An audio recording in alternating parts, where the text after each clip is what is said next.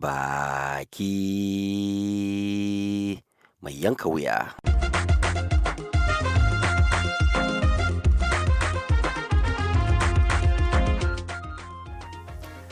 Wata sabuwar dambarwa ta barke a jihar Kebbi da ke arewa maso yammacin Najeriya. A daidai sa'ad da tsohon ministan shari'a na Najeriya Abubakar Malami ya ziyarci garinsa na haihuwa wato birnin Kebbi, shilkwatar babban birnin jihar ta Kebbi, domin gudanar da wasu al'amura da suka hada har da gaisuwar ta'aziyya da sauransu. To a daidai wannan lokaci an sami arangama tsakanin tawagarsa wadda ta kunshi ɗimbin magoya bayansa waɗanda suka tarbo shi da kuma wato 'ya'yan jam'iyyar APC waɗanda ke a ofishin jam'iyyar na jiha da ke dab da gidan ministan a garin birnin Kebbi. Wani lamari dai ya haifar da fashe-fashen motoci, harbe-harben bindigogi har ma da jikkata wasu, kamar yadda wasu rahotanni suka bayyana. Ministan dai ya yi mana bayani kamar haka.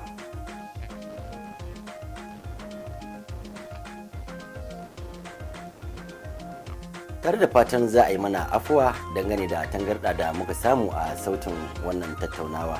To sai dai ga Lamido Abubakar dauke da ƙarin bayani dangane da zarge-zargen da shi tsohon ministan na shari'a ya yi akan wannan al'amari. Tsohon ministan shari'ar Najeriya Abubakar Malami da ya share sama da watanni 6 bai ziyarci mahaifarsa ba, a baya-bayan nan dai ya ziyarci jihar Kebbi domin yin muhimman ta'aziyya na rashe-rashen da aka yi na manyan mutane da dama, musamman mai martaba sarkin Zuru da kuma wani rashi da aka yi a fadar sarkin Gwandu da dai sauransu. Honorable Abubakar Malami dai ya ziyarci jihar ta Kebbi ne tare da ɗimbin rakiyar magoya bayansa da dama. Ya zargi wasu gungun matasa da kai masa farmaki waɗanda suke makwabtaka da gidansa wato ofishin jam'iyyar APC mai mulkin jihar Kebbi dauke da miyagun makamai da kuma duwatsu, inda suka tarwatsa tawagar ta Malami, inda daga bisani kuma suka fashe gilas-gilas na motoci da dama, wanda ya yi sanadiyar samun raunukan mutane da dama waɗanda suke cikin tawagar Honorable Malami ɗin. Ya ce lokacin da aka kai wannan farmakin a sane suke kuma sun ga shugaban jam'iyyar APC mai mulkin jihar Kebbi a wurin da kuma wani da ake gani kane ne ga gwamnan jihar ta Kebbi, tare kuma da ɗimbin jami'an tsaro, inda suka yi fito na fito da su a hedikwatar jam'iyyar ta APC. Tsohon ministan da ya ce ɗaruruwan mutane ne a cikin tawagarsa waɗanda aka riga aka tarwatsa da duwatsu kuma tuni aka zub da jini. Ya ce babu gudu, babu ja da baya, kuma yanzu a shirye yake ya kalubalanci kowane irin lamari, musamman bisa la'akari da cewar manyan mutane sun yi ma jam'iyyar APC a jihar ta Kebbi ƙawanya. Honorable Abubakar Malami ya ce ba za su yi fito na fito ba sakamakon wannan farmakin da aka kai musu, amma kuma da zaran an taɓa su to nan take fa za su ɗauki mataki kamar yadda dokar ƙasa ta ce. Daga bisani dai jigo a cikin jam'iyyar haɗaka ta ADC a Najeriya Abubakar Malami kuma tsohon ministan shari'ar Najeriya ya ce a baya fa ya fuskanci ƙalubaloli da dama, musamman yayin da aka yi haɗaka a shekara ta 2015 zamanin tsohon shugaban ƙasa marigayi Muhammadu Buhari, hatta kai su ga nasara. Honorable Abubakar Malami Sande ya ce adawa a yanzu suka fara, domin kuwa sakamakon Allah ne yake ba da mulki a lokacin da ya so. Magoya bayansa a jihar Kebbi sun rungumi sabuwar tafiya, musamman ta jam'iyyar ADC, saboda haka a shirye suke su kalubalanci kowane irin lamari. To sai dai da yake mai da martani, shugaban jam'iyyar APC na jihar Kebbi Abubakar Muhammad Kana ya musanta kusan dukkan zarge-zargen da ministan ya yi.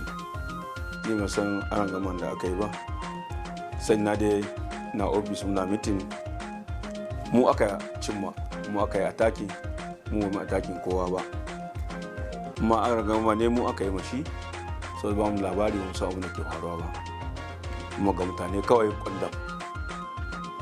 Sannan tunani na lokacin siyasa bai fara ba, su wanda suka yi wannan abin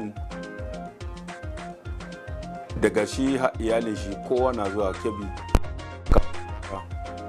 yana zama gida ya yi abin da yake yi ya koma inda hito ba wani abu da ya faru ba shi ba.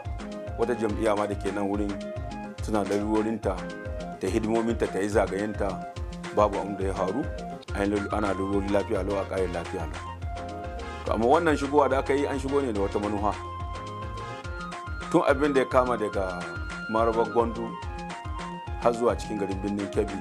In kuka bi hanya za ku ga duk an kakkace muna fastoci mu, inda duk shugaban kasa yake da gwamna duk an yayyage, wasu a yayyage wasu kuma a yage shugaban kasa kawai, wasu a yage kaura. So kaga wannan ba siyasa bane, kuma ana magana an zo ziyara ta gaisuwar rasuwa. Duk wanda ya zo ziyara baya daukan makami ya tafi tare da shi, kuma baka ɗebo tawaga ka je tare da su, za ka ɗau gwargwado abin da za ka yi. Tun ba yau suka saba shigowa gida ba, suna zuwa gida suna kai ziyara ta zumunci tun da ƙasar su ce kuma jihar su ce, suna da iko su shigo. To na fahimce ka, wannan ne dalilin da ya sa kenan aka kai musu wannan farmaki. Wa ya kai musu? Suna korafin cewa matasan jam'iyyar APC da ke dab da ofishin ta kuma kusa yake da gidan shi tsohon minista.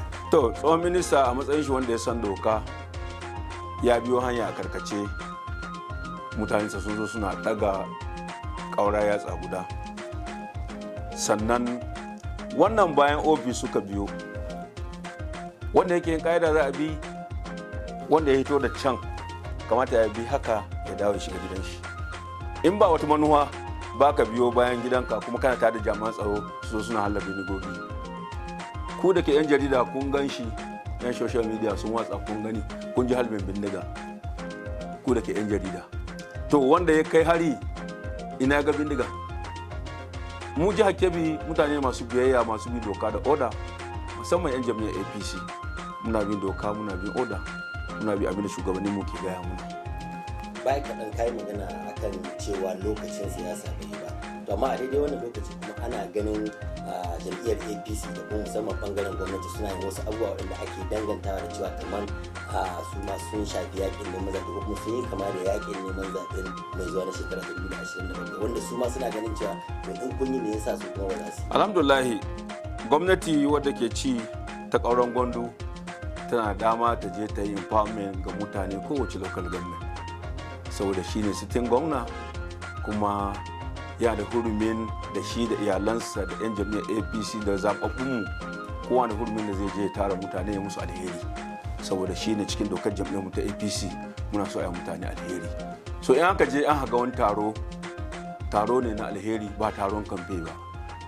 Babu wanda zai kawo takarda ya ce ko kuma ya kawo hujja cewa yau ya ce an zo kamfe a zaɓewa ne. Babu waɗannan tarukan sun yi korafin cewa sun ji da kunnensu cewa mai girma gwamna ya ambata cewa shi kanshi yanzu ya buɗe babin siyasa ta shekara ta 2027. Ke da bai fahimci abin da ake nufi ba. In an ka ce an buɗe babi, mai girma gwamna ya buɗe babi, zaɓaɓɓunmu su yi taimako ga jama'a, su taimaka ma jama'a.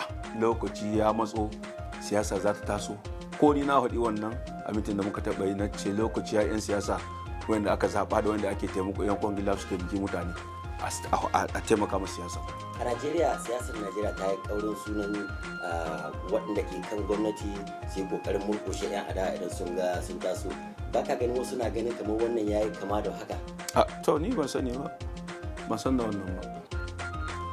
Mu jihar Kebbi zaman lafiya muke, kuma muna son zaman lafiya, ba mu tashi hankali.